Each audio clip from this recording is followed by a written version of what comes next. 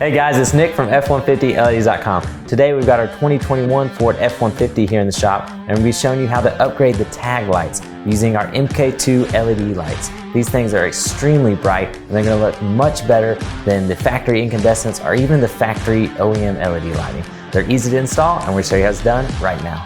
Before we jump into it, please take a quick second to hit that like and subscribe button. It really helps other Ford owners just like you find our content. Thanks, we really appreciate your support. The first thing we need to do is reach up under the bumper behind where the tag light is, and you're going to find this connector that's holding the socket and your tag light. And by giving that connector a counterclockwise turn, it will free it from that assembly. And as you can see, this is equipped with the OEM LED. And we're just going to pull directly out from the assembly. Then we're going to replace it with the MK2 bulb here. Just like so. Make sure it's seated all the way down.